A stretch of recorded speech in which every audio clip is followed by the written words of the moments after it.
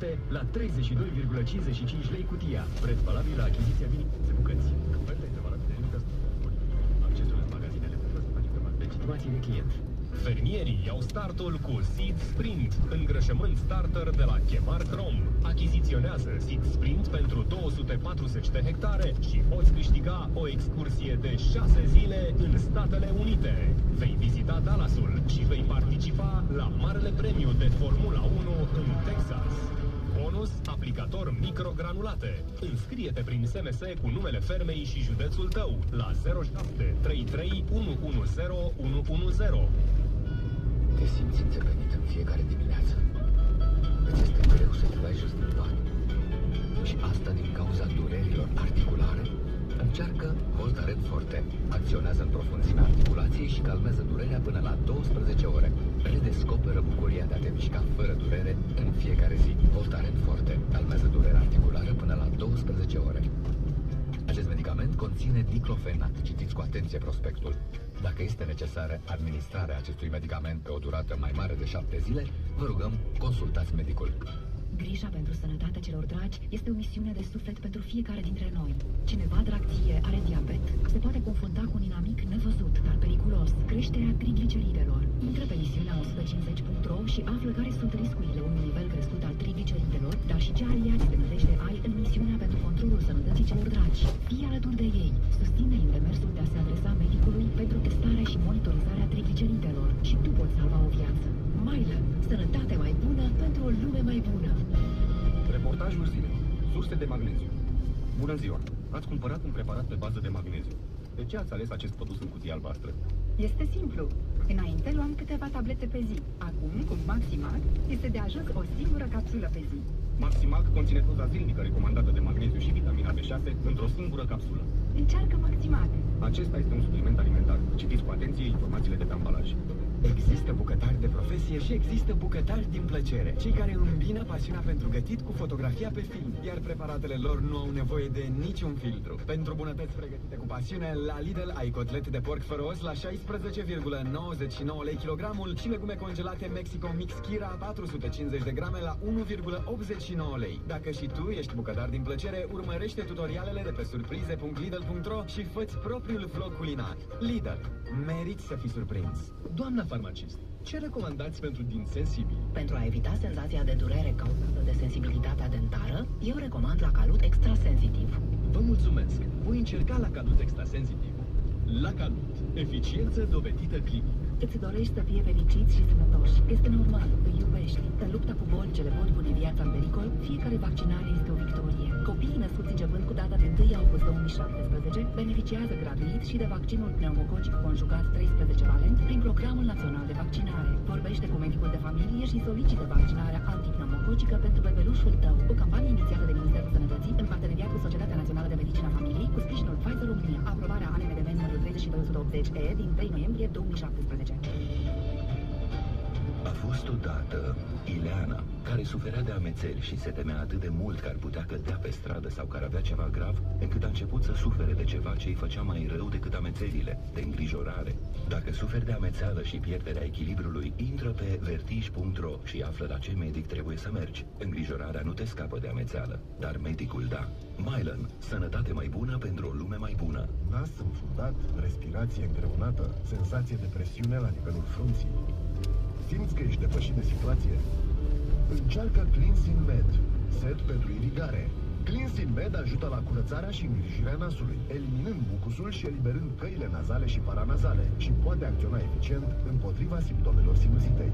Cleansing Med, pentru menținerea sănătății sinusurilor. Unii spun că Traian a fost cel mai mare. Please stop bugging me, buzz off mosquito. Lucrul ăsta îi face să se simtă foarte bine, pentru că orice copil își dorește să fie în centrul atenției, iar acești copii care într-adevăr au posibilități foarte mici și familii foarte defavorizate acolo și se simt și ei bine și în centrul atenției și simt că sunt importanți și că pot să facă ceva. Și pentru mine a fost o experiență foarte frumoasă pentru care aș repeta-o oricând și cu cartea asta nouă a noastră și cu alte cărți. Bun, mai avem câteva minute la dispoziție și pentru că vorbim despre o carte care și-a propus, printre altele, să schimbe prejudecăți și pentru că suntem într-o perioadă în care se vorbește foarte mult despre campanii precum Me Too, precum Time's Up, aș vrea să vă întreb cum percepeți dumneavoastră situația așa din România. Ne-a spus că sunt femeile de obicei nu sunt scoase în față, în spațiul public aici în România, dar totuși există acest decalaj al egalității de șanse între bărbați și femei și aș vrea să știu părerea dumneavoastră ce ar trebui să se facă, nu știu, să se mai schimbe lucrurile. Multe ar trebui să se facă. Asta e clar, dar de unde ar trebui să înceapă? Dar cred că foarte multă lume e de acord că dacă discutăm în zona asta de prejudecăți, da, și de anumite decalaje, de modele de succes de care am vorbit noi acum, educația este primul loc. Ne-am plâns un pic de manuale pe scurt, nu? Deci dacă o nouă generație este crescută într-un spirit mai liber, mai nonconformist, are acces la informație, îi se spun lucrurile astfel încât să le îngurgiteze și să nu le respingă de la început, atunci asta înseamnă să lucrezi cu stereotipurile și să nimeni nu le poți evita, ci să le aduci la zi. Adică chiar cred că pe zona de educație, că nu intrăm acum într-o discuție despre ce poate să facă mișcarea de femei și ce trebuie să se facă la nivel de politic și la nivel de legislație, sunt multe lucruri de făcut, cu toate că aparențele sunt, nu? Există un anumit, și s-au întâmplat lucruri minunate și există egalitate de șanse în multe domenii.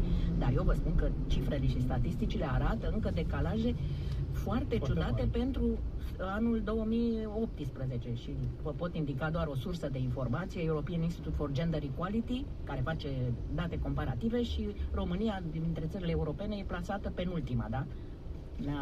Ungaria e sub noi la ultima evaluare. Deci sunt multe lucruri de făcut, dar eu cel puțin cred foarte tare în educație.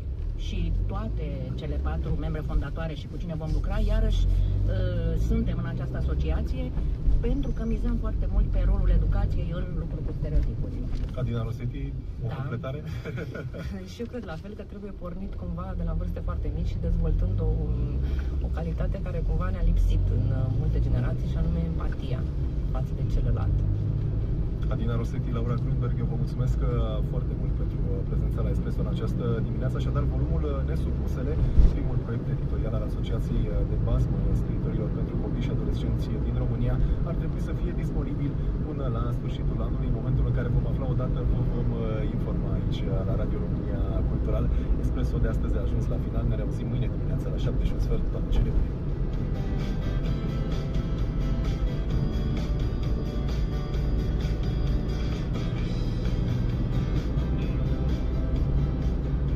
Radio România Cultural. Este ora 9.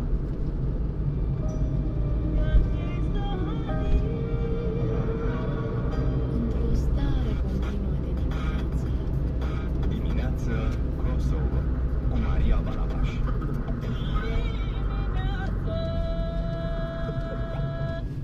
Noțiuni despre cosmos și univers. Ce să se schimbe mai întâi? Mentalitatea. Dar muncitoarea. Ce spune? Ce gândești? Să schimbe mașinile, să aducă mașini mai bune. You're gonna feature Adrian now juggling? Oh, maybe not.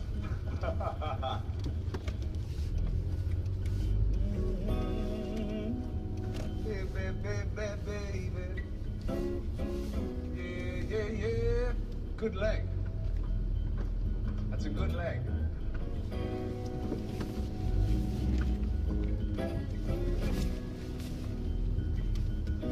I never saw you, baby. You took my breath away. Knew your name was trouble, but my heart got in the way. I couldn't stop myself from reaching out. I could not turn away. I don't even know your name. Can't leave you alone. I'm running.